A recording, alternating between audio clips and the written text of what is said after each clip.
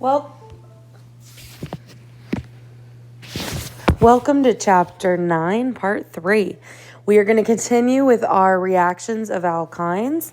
And up next is hydration. So we are going to be adding water across a triple bond. Now, there are some connections that we're going to see to a hydration for alkenes, but there are some really big differences in product prediction.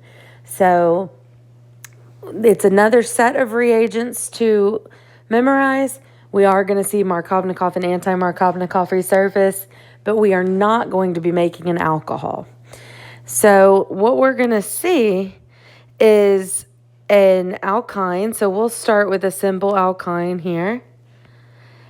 And we're first going to look at the Markovnikov addition. Now, it does involve a mercury reagent, but it's not mercury acetate. It's a mercury sulfate, HgSO4, H2SO4, sulfuric acid, and water. So it's not oxymercuration, demercuration.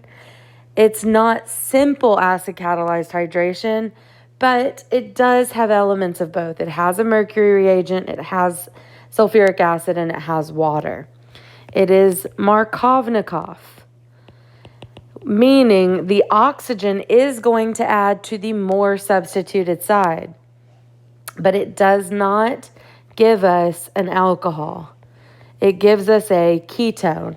It gives us a carbonyl product. So how does this happen? Well, it does add, and you see it in the slide in brackets because it's not isolated. It goes through this intermediate, but it is not the product we see at the end of the day. This is called an enol, right? An alkene alcohol. And as it turns out, enols are not stable usually. They transform on their own with not on their own. They will transform with any amount of acid or base present, and they will tautomerize into a ketone or an aldehyde, but in this case it's a ketone. And we're going to look at why this happens, right? The enol is not the product because you can't isolate that. It tautomerizes into this ketone product. So let's talk about the word tautomer. We'll look at that in a moment. The enol and the ketone. These are constitutional isomers. But there is a very special subset of constitutional isomers. I know you just have not learned enough types of isomers yet, and so you were hoping there'd be another type. This is the last one. This type of constitutional isomer, the tautomer, has only a difference in the position of a hydrogen and a double bond. All right, so constitutional isomers, what does that mean? It means the same chemical formula, different connectivity of the atoms. And so these two structures have the same chemical formula, and the atoms are connected differently. There is a hydrogen on the oxygen and two hydrogens on this carbon down here on the right, versus no hydrogens on the oxygen and three hydrogens on that carbon with a shift in the double bond. And so that is called a tautomer pair.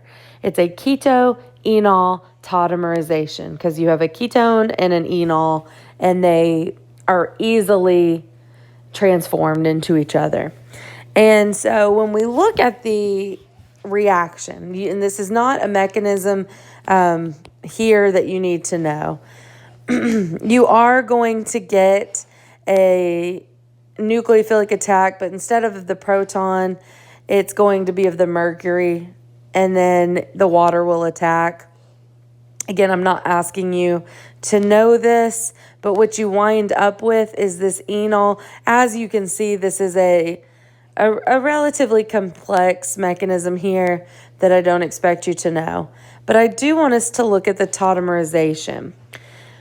What happens with our enol is that in an acidic environment, we've got sulfuric acid here. What happens is that alkene acts as a base, right? And we wind up making this carbocation intermediate. And it is stabilized through resonance, right? That plus charge is next to a lone pair. And so it easily shifts to give this protonated ketone. And then the acid, it's called an acid catalyzed tautomerization. The acid is reformed. So if this is H3O plus, right, then H2O is going to be around, which of course it will be water as part of the reaction. It will pick that proton up so that we get our acid back. And as it turns out, the ketone form is just more stable than the enol form most of the time. And so if this can happen and this is more stable, then the equilibrium is going to favor this product, right? This happens very quickly. It's just a couple of proton transfers. And at the end of the day, the more stable product is going to be the one that dominates. And so the ketone is what we predict for this reaction. Now, of course, if we have a way to add the oxygen to the more substituted side, how can we add it to the less substituted side? So we also have a hydroboration oxidation. Now, this one looks more similar to the alkene version. There's a key difference that pops up here and there, and we'll talk about it. If we take that same simple asymmetric alkyne and we treat it with hydroboration oxidation conditions, so our BH3, our peroxide, and our water, we are going to add the oxygen to the less substituted side. And again, the enol is not stable. The carbonyl version, or the carbonyl tautomer, is more stable. So we are going to still be predicting a C double bond O, but now it will be anti-Markovnikov. And yes, it will go through this enol intermediate, but it will tautomerize in exactly the same way if acid or base is present. And I just noticed I made a mistake here. It's not water. It's NaOH. And we'll talk about how the tautomerization can happen in base, because you have base here. Now, the base catalyzed tautomerization is going to take your enol,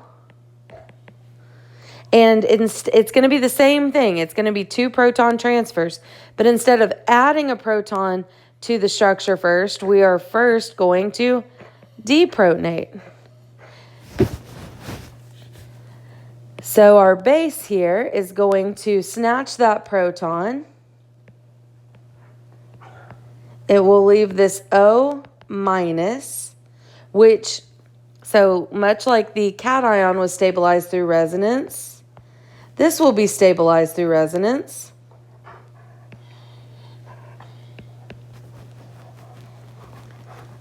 Right? Because we can push these electrons out. It's just an allylic lone pair. We would have this little anion, right? And then the water we formed would be the base that gives the proton to the carbon, right? And so you can see that this tautomerization can happen in acid or base, right? Either stealing the proton from the OH and giving it to the carbon, or giving the hydrogen to the carbon first and then snatching it from the OH. It happens in acid or base, and it doesn't take much of either for it to happen, so you really can't control it. Even the amount of acid that just naturally adheres or absorbs onto the surface of glassware is enough. So we always predict the carbonyl product and not the enol product. Another issue that we might want to keep in mind for our hydroboration oxidation, we know that we could see BH3, we could see the BH3 with THF, that's just a stabilizing solvent. It forms dimers, so you may also see B2H6 pop up. But now there is another compound that's widely used for hydroboration oxidation, particularly with alkynes. And that is a dialkylborane, particularly dicyamylborane. And so sometimes you may see, and let's see, do they have it here? You may see it written out, dicyamylborane. But again, what we're looking for is boron, boron, boron, boron. I will always use BH3 followed by H2O2 and NaOH in tests and any homework sets or any practice sets that I create myself. You will see that. But if you are working through your homework or you were working extra practice problems from another site, sometimes I link to other things, you may see this pop up, and I just want you to be prepared for it. As organic chemists, one of the things that is tough is there are a lot of different reagents. Every reaction that we learn in Organic 1 and Organic 2, we could go to the internet and we could find other reagents that could do the same thing. And it brings me to a point that I hope you'll take a minute and listen to this note from me. When you are doing your homework, when you are doing practice problems, if you don't use your notes or Klein or my lecture videos to study from and you just Google, it's very possible that you will come up with other reagents that work. But I want to caution you.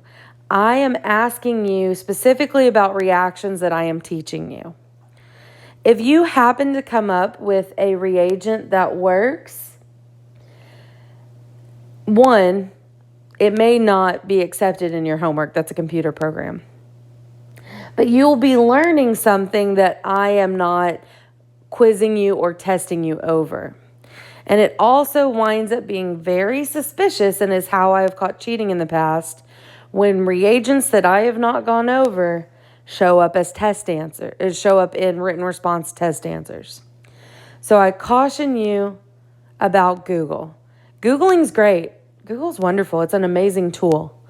But you need to be learning the reactions that I am teaching you. Not because the other reactions aren't important, but because the ones I am teaching you are also important, and I'm going to test you over them.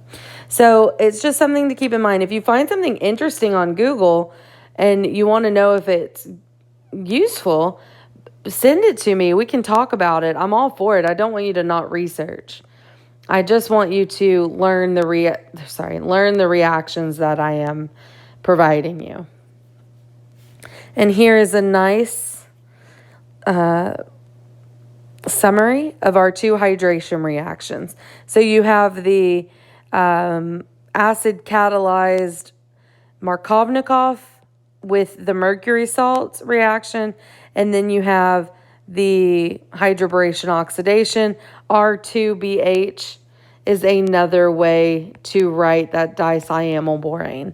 It just has 2 R groups instead of 3 hydrogens. We then move into halogenation. This is a pretty quick one. You won't need to know the mechanism of this one. So just like you could add a halogen across a double bond, you can also add halogens across a triple bond. So if we take a simple triple bond here and we add, it's very hard to control this by adding one equivalent, but you can add excess X2, and you can add bromine or chlorine across that triple bond, and you're just going to fill it up, right? It's going to add once, and then it's going to add twice. Now, if you see the CCl4, that is just an inert solvent. Sometimes you'll see it, sometimes you won't. It doesn't react. It's just to keep everything in solution. There is you can use one equivalent and get a single addition here. You'll get a mixture of cis and trans products. I don't tend to quiz you over that. The mechanism is not fully understood. If the mechanism is not fully understood, I am certainly not going to ask you to know it. So I just want you to know this reaction, right? This is a way to make a nice tetrahalide. In the last, well, actually, no, we're going to cover this reaction here. This is the last reaction of an alkyne that is similar to alkenes. And so that is ozonolysis. Ozonolysis, or oxidative cleavage, has some similarities to what you saw in chapter 8, but it has a key difference. When you take, and we're going to take an internal alkyne here. When you take an internal alkyne and you treat it with ozone, and then you do the reduction. Now, you don't need DMS or dimethyl sulfide when you have an alkyne. It's fine if you use DMS. It's just water also works. So frequently you will see O3 and H2O when you're using a triple bond. Don't get that confused with the double bond. The double bond needs DMS in the second step. You are going to still cleave that triple bond, and the carbon that was in the triple bond will be fully oxidized, and we will make carboxylic acids instead of aldehydes and ketones. Every bond that was bonding to the carbon is now bonding to an oxygen, and we don't make CO triple bonds. So you wind up making carboxylic acids. So that's a pretty big difference, right? It's the type of functional group you make at the end. You're still cutting that triple bond in half, and then you are adding bonds to oxygen. The last thing you see down here is how to handle a terminal alkyne. So if you have a terminal alkyne that you treat with ozone and then work up with water, 1 and then 2, it's a 2-step reaction. Both are important. You are going to cut that. But this one is really interesting. You don't get 2 carboxylic acids. You get a carboxylic acid and CO2. The terminal side gets fully oxidized. You get 4 bonds to oxygen. So it winds up cutting off this hydrogen right here. And so that's important to know. You get CO2 as a product if you have a terminal alkyne. Internal alkyne, you just get carboxylic acids. So if we were going to predict the product here, there's actually only one product because it's symmetrical, right? We cut that in half. We have our 5-membered ring with 1 carbon attached. And then we turn that into a carboxylic acid. And we just get 2 equivalents of those, right? Because the other side is identical. So 2 equivalents. There we go. If it's an asymmetric alkyne, then you'll get 2 products, 2 different products. Right? So 2. It's a particularly useful way to prepare a carboxylic acid. If you have an asymmetric alkyne, then you're going to make 2 products and you're going to have to clean it up. So it's really particularly useful if this is symmetric. All right, and that is the end of the addition reactions and the oxidative cleavage. There is one more type of reaction, and we will cover that in part 4.